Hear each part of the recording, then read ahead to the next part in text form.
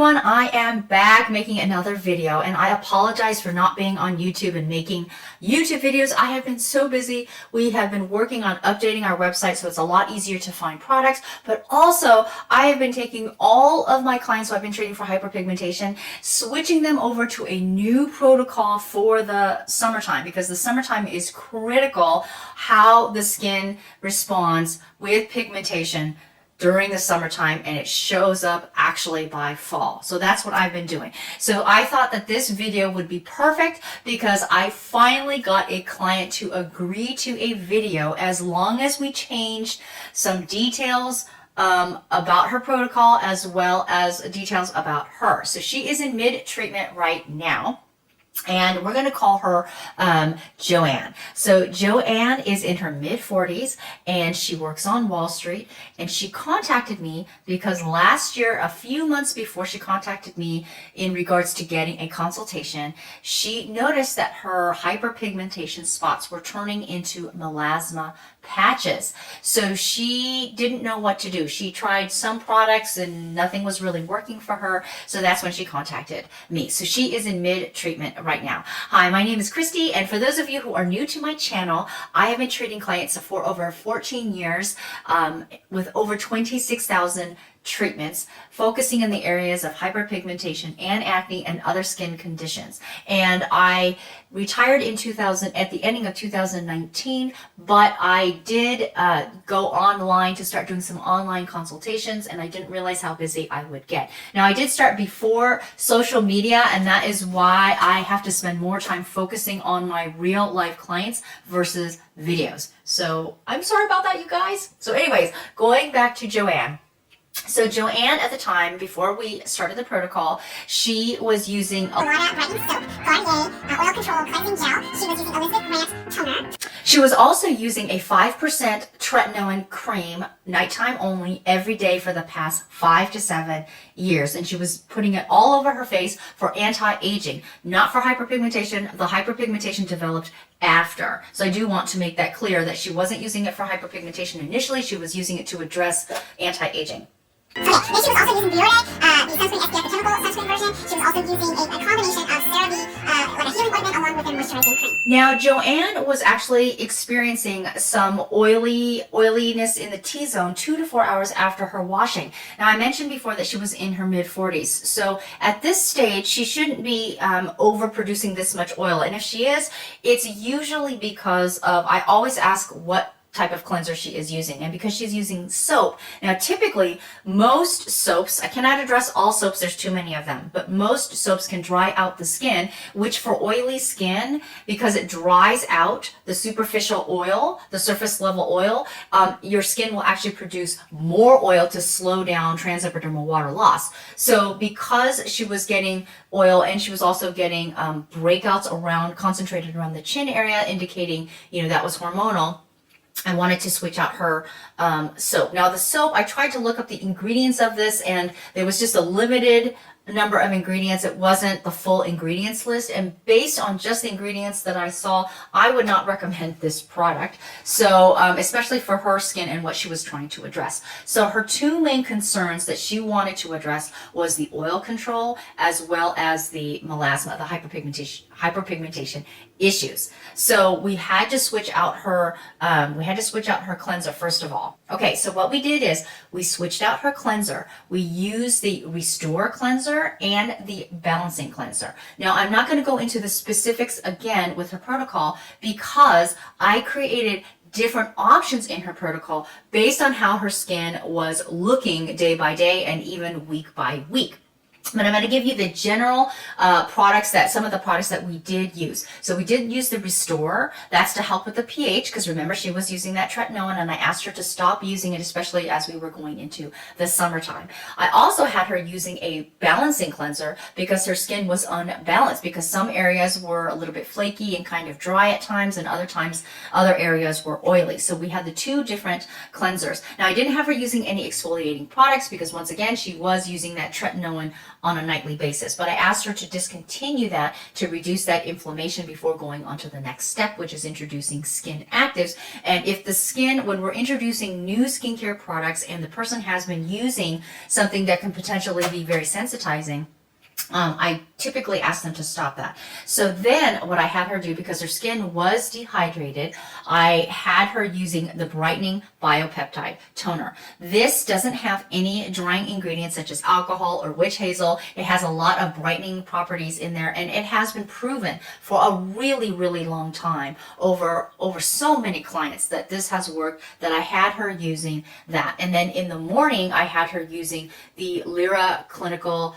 This is a brightening sunscreen. It doesn't have any retinol in it, but it does have some pigment suppressing ingredients in there, as well as it's 21% zinc oxide, so it's a physical sunscreen, and it's the oil-free one, because obviously she was having some oil control issues. So for the second treatment protocol, this is what we did. We also take into account the lifestyle that she's leading. So she has a lot of different computer screens or computer monitors in front of her that's emitting blue rays. And some clinical studies have actually shown that blue rays can actually penetrate deeper into the skin, introducing reactive oxygen species, which is free radicals, into the human fibroblast, which that's where collagen is created or stimulated. So sometimes she said she was working up to 11 hours a day, sometimes more, throughout the day. So I knew that blue light was a big deal. We all are spending a lot more time in front of our phones and our computers than we ever have. And one of the things I noticed is that the clients that are coming to me are becoming younger and younger and are having more advanced stages of melasma. And I think this is one of the factors that could contribute to it. So going back to her, what I had her do is in the morning, I was having her use this 3-cross astaxanthin serum. Now, astaxanthin, if you don't know much about that, clinical studies have shown when taking both internally and applied on the skin, so astaxanthin actually increases its potency, its antioxidant ability, not only to create stability with vitamin C, but it actually increases its potency when exposed to blue light, red light, white light, and UV light. So I had her using this during the day when she started work, and then in the evening I had her using the MD Dermaceutical Age Reverse Lightening Serum. Now, unlike a lot of the lightening serums that their main ingredient or their main form of lightening is an AHA like glycolic acid, lactic acid, salicylic acid, and sometimes a combination of the 2 or 3, the main ingredient in there was an anti-inflammation ingredient that is derived from reishi mushrooms.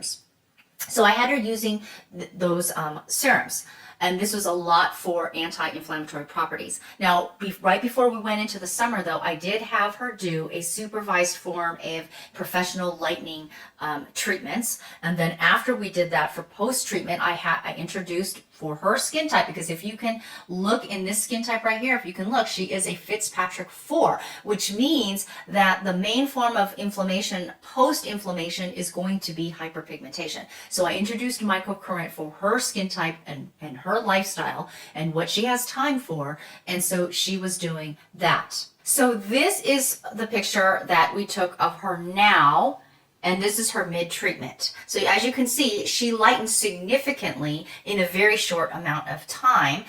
So this was only after a few months. And I do want to emphasize that she is not the norm. It does take a little bit longer for the average person who has melasma. And I do think it is because she wanted to address this fairly quickly. So fairly quickly, like after several months of her developing this is when she came to me. And when she came to me, she didn't do a lot of the different invasive treatments that are out there. I do want to emphasize that it is really important to continue the treatment because it has now basically kind of ignited the increase of ATP, the energy resource in the skin cells. And this is why when people, as soon as they see it lighten, then they stop the treatment, it comes back sooner because you haven't done it long enough. I do have clients now who rarely do anything because most of their pigmentation is gone, and that is because they continued the treatment and the supplements and the combination of foods that I ask them to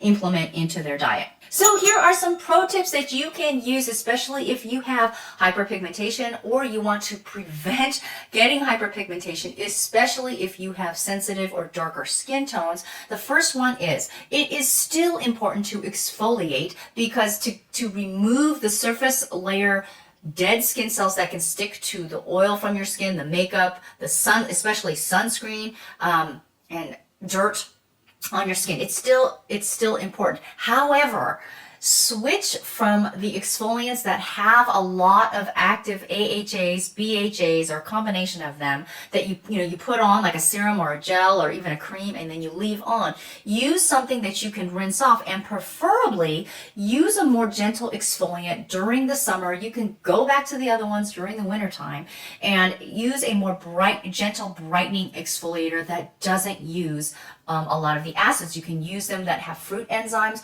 The one I recommend is this one that we came up with the formulation. It is the Gentle Brightening Exfoliating Powder right here, and it uses fruit enzymes and bamboo powder versus nuts and seeds or shells, so it's very gentle. And then it also has a lot of brightening ingredients in that, and it's very, very gentle, and you can use it in many different ways. So I would recommend using that.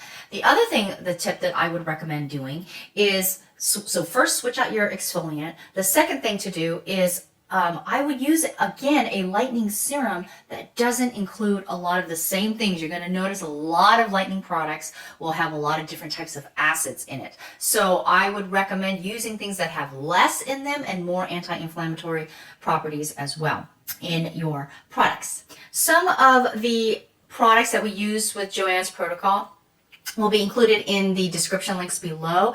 The other products that I did use, they're not going to be, because they are for professional use only. So, and they have to be used under my supervision. So just to be fair, I do want to mention that. I also want to say that this was specifically designed for her protocol according to what she eats, what she does for a living, and just her skin's history. So I do want to state that I'm just sharing just some of the things that I've done and had success with her in particular. And she was nice enough to let us use her story and her protocol. So please give this video a thumbs up. Let her know that it is much appreciated, because many of our clients do not want to go on camera. So she agreed, because we covered her eyes and we changed her name and we changed some of the details in here as well. Now, if you have hyperpigmentation or melasma and you've tried the over-the-counter products, the topical medications, maybe you've even tried the laser and the series of invasive acid treatments, acid peels, or microdermabrasion, and you've tried these different things and it is not